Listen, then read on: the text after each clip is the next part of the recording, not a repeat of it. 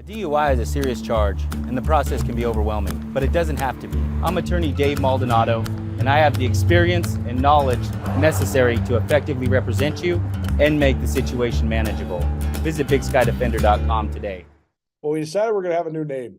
We're going to call it Ridin With Rider because he's always just driving around anyways. Mike Ryder joining us here on the Big Sky Breakdown podcast. And we're doing it on YouTube now too because you guys are showing that you like to see us. So I'm glad you're parked, being safe, got your cup of Joe. What are you sipping on today? Just a black coffee. I'm nothing fancy, Colter. Nothing fancy. I need a little pick me up. I'm gonna do this, and I need a little afternoon workout too. So maybe a little workout juice. Hey, that's good.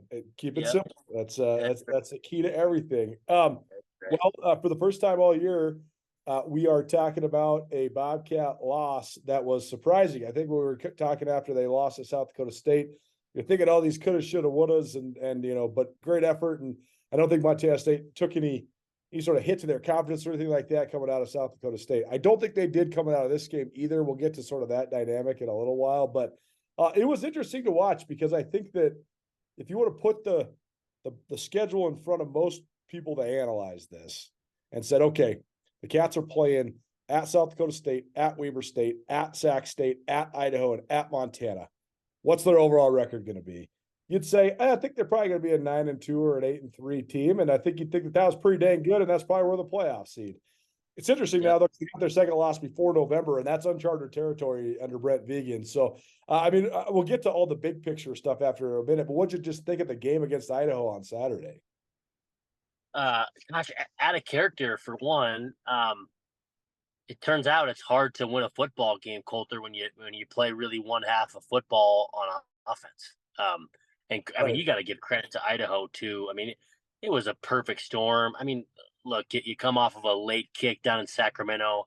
You get pretty juiced up for that. A lot of guys that, had an opportunity to go home to California and play, which was cool for those guys. But, it's a ton of energy spent to win on the road.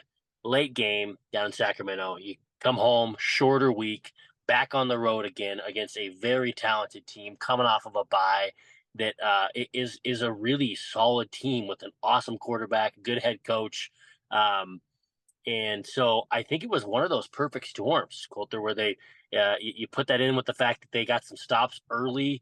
Idaho did on defense and often, and to the point where it's like, man, I think that's the recipe to beat the Cats. I think we've seen that. The recipe to beat the Bobcats is to, I guess, if you can force a whole bunch of 3-and-outs, don't go really fast, be efficient and score early, and then hold on. And that's exactly what they did. And so I think you saw a perfect storm, but also you got to give credit to Idaho and what they did. And I think they caught him. And Coach X said the same thing. His interview, the first question was like, look, I think this is a really good team. I think we caught them on a good week, which I would agree. I think you strap it up again. I'm not sure the result would be the same, to be honest. And I know I'm a little bit biased, but I think it'd be a different result. But all that to say, you got to get back to the drawing board. You can't have a lurch like you did. And then Coulter, again, former coach, I never want to be the guy that's like, questioning coaches. So you're going to not hear me say this very often, but interesting, just the plan of attack early on. It wasn't like hey, let's get after these guys. Let's get downhill. Let's do what we do. There were some box count RPO stuff, getting them, on the bubbles and, a few element plays but just more like quick throws that I guess I get it, but at the same time, it just seemed out of character and out of the DNA. So I think you put it all together and you look at that and you got to move on and you got to get going for a good team that's coming to town with a good true freshman quarterback against NAU. So tough loss for those Cats, but I think lesson to be learned, and they still got a ton to play for here late in the season. So I've been fascinated by the schematics of this all because, especially in this day and age of this prevalence of zone read option stuff in offenses and RPO elements in offenses and stuff too. I always say this on my radio show and on this podcast. Oftentimes the offensive coordinator is calling concepts more than they're calling plays, right? We're going to do this read. And then the quarterback is the one that's making the decision. But that's where then the chess match starts, right? Is what do you see on film that truly makes Montana State get out of what is their bread and butter, right? I just got off the phone with Rob Orich, who's the defensive coordinator at Idaho, and he said, hey, we broke down the film. He's like, I'd never seen a team that can run the ball like Montana State ever in my college career. These guys are running for 325 yards a game on everybody. He said, so our number one goal was, how do we get them out of that? How do we make them do anything and everything but that? And so he said they were doing it pre-snap, during the play, all of it. They were doing as many things to screw with Montana State as they possibly could. I know there's a lot of Bobcat people that watch that game. They're like, what's the play calling this first half? Why are they, throwing these back shoulder fades? Why are they throwing these bubble screens? Why aren't they running the ball? I think a lot of it's the pictures that Idaho was showing them before the snap. And I think that sort of flustered Tommy Mellott. He's usually such an unflappable guy, but I really think that Idaho deserves a ton of credit for their game plan. Granted, I think it worked perfectly, and so then it spirals and it snowballs on you, and then all of a sudden MSU only runs 9 plays in the whole first half. That's bad news for the Bobcats, but I do think there's a lot of pre-snap stuff, a lot of schematic stuff, a lot of the chess match that really influenced that early. Yeah, and I think you're going to see it moving forward, right? People are going to try and do the same thing, Colter. So now as an offense at MSU and your Coach Housewright, your Coach Vegan and company, what do you do with that? Right?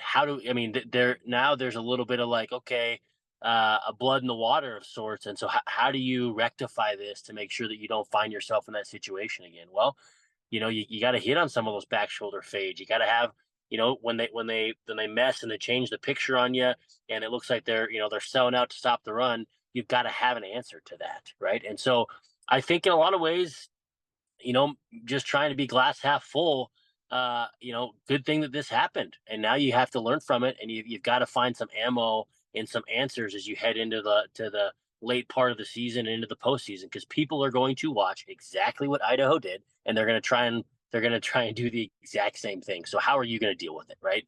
And I think that staff in Bozeman, they know what they're doing, and they're going to have those guys ready to go, and they're going to have answers. I have no doubt. Nothing can stop me. I'm all the way up, all the way up. I'm all the way up. I'm all the way up. Nothing can stop me. I'm all the way up. Shorty, what you want? Shorty, what you need? My niggas run game. We ain't never leave. Counting up this money. We ain't never sleeping. You got V12s. I got 12 Vs. Got bottles. Got weed. Got Molly. I'm all the way up. Shorty, what you want? I got what you need. Shorty, what you want? I got what you need. Yeah, I mean, I think that one real key to success in college football, especially at the FCS level, I think that sometimes gets overlooked, is just the ability to be self-aware and the ability to self-scout and analyze what's going on. That's what I've been so appreciative about working with Coach Vegan. It makes it so easy from a media perspective, but it also it sets the tone for the whole culture of the team, right? Like a lot of coaches, if you ask them, Coach, what was up with the play calling in the first half and what was up with the play calling on the last drive, many coaches would just rip your head off and be like, I coach football, you don't. Why you ask me that? And Coach Vegan was like, well, in the first half, here's all the stuff they were showing us, and we got kind of crossed up in our RPOs. And in the second half, I totally agree. On our last drive, we should have ran the ball and used our timeouts. Like, he's totally honest about that kind of stuff. But as we know in the FCS, so often it's all about it's not about how you do when you're rolling. It's about how you react when you lose, because you're going to lose. The team that doesn't lose is North Dakota State, and even that's not true. Totally. Right? Totally. So bounce back from when you lose. And I think that the self-awareness to being able to say, hey, we didn't do well out the gates there. We didn't do it. I just think that, like you're saying, it could be actually an advantage for MSU because they finally got shown what their flaws were, but I think that they'll acknowledge those flaws. They won't be in denial of it. Yeah, and it's one thing to have flaws, Colter, and you're hiding behind some things schematically that you're like, hey, gosh, I'm happy we're learning this lesson and you're bringing it to our attention. That's a different conversation than like, hey, we're hiding individuals because we don't have the talent. I don't think that's the case in Bozeman. They've got guys that can play, right? And so I think it could be, a blessing in disguise as they look at it and say, look, we've got to be better schematically. We've got to have answers. Somebody, there's a little chink in our armor.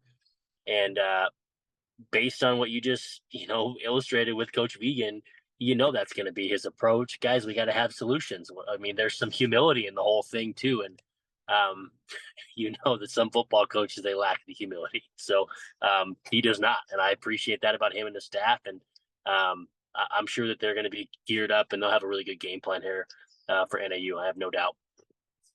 Well, I mean, the other thing is you watch.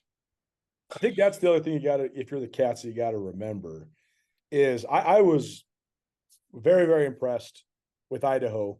First of all, their ability to bounce back after losing a game that they, hyped up like nobody's business against Montana, Mm-hmm. to readjust and learn from that and maybe not hype up this one against the Cats nearly as much. I think that helps a lot. I also so impressed with Idaho's quarterback and just how much moxie he's got. I mean, he is a tough SOB, man. He's not big, he's skinny as heck, but he is tough, man. Jemima McCoy's a sweet player. But also, I was just so impressed with Idaho's ability to mitigate, like from a pure talent standpoint. Montana State is significantly more talented than Idaho, except on the top end.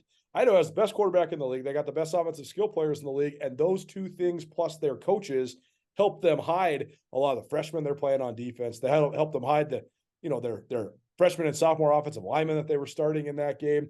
So a whole bunch of credit to Idaho, no question about it. I think that's the other thing for the Cats, though. You got to just say, okay, we didn't play very well. We got outplayed. We got outcoached. Yep. We're still the best team in the conference. They just got to remember that because, I mean, throw all the results aside. If you're just analyzing the rosters, Montana State is way far ahead of everybody else. They just got to remember that and remember everything else is still in front of them. Yeah, and I think they will. You've got a culture and a foundation that's set, and expectations that are so that I think these guys will, and it helps. Look, you're coming back home after 2 games on the road, challenging games. It helps to get back home and make things right. And they know that they, like you said, you got out coached, you got outplayed, but we win a lot of football games here, and there's a lot to play for moving forward. And it's our job to go and, win, go 1-0 and go dominate here the rest of the season, because everything's still out in front of them. It really, really is. And they've got the leadership, and they got the talent and the ability and the coaching staff to go do it. And I think within that building, they all know that. Join Town Pump's Pump It Up Rewards Plus program and never pay full price for fuel again. Save 5 cents on every gallon every day at any Town Pump across Montana. Plus, earn and redeem points on your favorite in-store items to get free stuff with our clubs. Stop in and pick up a rewards card. Download the Pump It Up Rewards Plus app today. Or visit townpump.com/rewards to register and start saving. Right down the road. Pump it up. Oh, yeah. How do you manage the 2 quarterback thing? Because it's been so funny. They've had 2 quarterbacks for a long time, but most of the time only one is available. That's been so big for them because most of the time, if you lose Tommy Mellott, you're screwed. But they haven't been screwed because they've had Sean Chambers. Most of the time you lose Sean Chambers, it's not good. But you got Tommy Mellott. Now they got both of them healthy, though. Chambers didn't get hardly any run on Saturday. Part of that's because they only ran 42 plays, so they couldn't get into a lot of stuff. Yeah. Plus, when you're in your 4-minute and your 2-minute, that's Tommy's offense. So that's half the time they had the ball in this game. So I get that part, but I don't know. I think they need Chambers down the stretch, and I wonder how they get him back in the fold. Yeah, because he was visibly frustrated not being in that game, and justifiably so. He's a senior captain. I think he only played like 4 snaps. So how do you sort of manage this down the stretch? Yeah, I think what we saw is, again, kind of that perfect storm of like, whoa, okay, we've seen them. We've seen it when Tommy has to play and Chambers has been hurt. We've seen it when Tommy's been hurt and Chambers has to play. And then we've seen it when everything is clicking on all cylinders. Downhill run game is working to a T. And then we have some play action shots, and then we get some of those short yardage and red zone situations where everything's clicking. Sean has his role, and it's just the ebbs and flows. Everything's clicking. But it was interesting when you're like, okay, you have both guys available, and you're in a lurch for the first half. What do you do? We haven't seen that yet. And so again, that goes back to what the coaching staff's going to have to figure this out. And I could be wrong, but don't be surprised if you see Sean Chambers early this next week to say, who knows? He may start just for the purpose of like, we're going to come downhill because this is who we are, and we're going to commit to it, right? So Yeah. don't be surprised if you see that, like maybe it's the second series, maybe it's the first series, just to get him back in the fold to say, you're not going to get us out of the rhythm. We're going to force our rhythm that we want to get into. We're going to force our hand and say, like, this is what we want to do. And there's nothing that you can do to get us out of it. So you got to get that guy involved. He's a leader, and they will, and there'll be certain wrinkles and packages, but don't be surprised to see him early. Look, they're going to find ways to utilize both guys. You have to. They're leaders. They're in the same room. But at the end of the day, they want what's best. They want to win football games. Both of those guys do. And so I think they're going to be in good shape. And Coach House, right? It's good to have two weapons like that rather than having none or even one. And they found a way to do it. And I'm sure that they'll get creative here against NAU. NAU's fascinating because they beat the heck out of Montana at open conference play when the Grizz were ranked in the top 12. They also have ranked wins over Weber when they were ranked. Weber's obviously faded from the pack right now. They only got one conference win, but they were still ranked when NAU beat them. And they beat UC Davis to knock them out of the top 25 pretty much for good last week. They also took Sac State. NAU also took Sac State all the way down the wire, only lost by 1 in that one. But then they got drilled by Portland State. They went 0-for in the non-conference, so they have a 3-5 overall record, even though they're 3-2 in league play. So it's an interesting deal, but I think that this game has nothing to do with who's visiting in Bozeman. I think this is all about Montana State just get back to what they do and setting the tone. I just saw the spread. Vegas waited to put the number out, and sometimes I think it's just all about computers and numbers, but sometimes I do think that the narratives play into this thing too, because the Cats opened up at 4 touchdown favorites. I thought it would be closer than that just because I think NAU's kind of good, but I think the book knows Montana State's going to be on a mission. I mean, Montana State's going to try to absolutely run NAU out of the stadium to get the bad taste out of their mouth, right? Yeah. I would think so, Colter. I mean, I think they're going to try and make that happen. And but again, it's those first couple series are going to be telling you've got to get on track. You've got to stay ahead of the chains, because what we saw that recipe last week, and the defense, they fought valiantly, but man, they played a ton of reps. And I've been in those situations where you're like, look, man, that 20 play drive, like that can suck the life out of you. And so, and not to mention, we're losing linebackers. We're not able to rotate like we wanted to. And so I'm curious to see, yes, they're going to try and run the football and they need to get back to their identity, but you also have to be cognizant of how much defense your guys are playing because they're beat up. And so I think they're going to go back to their blueprint, try and get north-south, but you can't have your defense on the field as much as they were last week, because I think they're going to get some of those guys back, Colter, but I know that some of those guys are out. Danny Yu is going to be out for, a couple more weeks. And, so you have an Eli Abey who hasn't played a whole lot, and he's back. And you really got Askelson and O'Reilly in there. And outside of that, they don't have a ton. You're down nickel, and so you got your 2 starting nickels that are out. I don't know. Is Lavelle Price going to play this next week? Do you know? I think he's probably going to play. Have you heard anything? Yeah, okay, which is huge, right? Yeah. I mean, because you're out like those 2 guys to begin with, so you're out 2 backers and 2 nickels. Like, I mean, you're not rotating a bunch. I mean, that's tough sledding. So. And a long-winded answer to your question, but yes, they are going to try and get north-south, get downhill, but they've got to get on track early, because otherwise you don't want to see the same movie that you saw last week where you weren't able to get things going, and then your defense is on the field a whole lot because those reps, they continue to add up as the game goes on, and we kind of saw that there at the end. Although the Cats D did well, they gave up that last touchdown, and I think it was fatigue as much as anything. I mean, you brought up some of those injuries. To me, actually, the key injury on their whole team right now is Derrik Snell, because I think that you could have depth. You can have depth at every position, but Snell does stuff that no one else in the league can do. I mean, there's a reason that nobody really has a true like hybrid fullback, H-back, tight end, because that guy just doesn't exist. Like, that's why I think he's going to the league. Totally. Because I mean, what 6'3", 240-pound guy can also field punts and can also play fullback, halfback, slot receiver, tight end. I mean, he does everything. But more than anything, though, that's what people don't understand is in their run game, what they do with him, he sets the whole edge. In fact, he erases the edge. That's why they're so freaking good at getting out on the edge. Ryan Lonergan is a good player, and Drayton Pickering's a great player. they're not him though. I think that's another factor. I think they're really adjusting to learning how to play without him. Yeah, and then you throw all that on top of the fact that he's a leader, right? He's a guy that's been around, and you can feel him in the huddle and his presence on the field. He just got something to him. So, yeah, I think I'm not sure the extent of his injury. I've kind of heard on both sides of the fence, but I sure hope that he finds his way back because the team is better with him in it because he is that different tool. I mean, he just is a Swiss Army knife. He really is, and you and I have talked about it at length. He really does have that next level ability because of his really, really, really unique skill set, and you don't see it very often because one, these guys don't exist very often, and if they do exist and they're that dynamic, they typically aren't at the FCS level, to be quite frank. I mean, they're usually going to find their way to an FBS school. So, yeah, that one's a killer, not having him around, and I'm hopeful he can heal up and contribute here later on in the season or in the playoffs.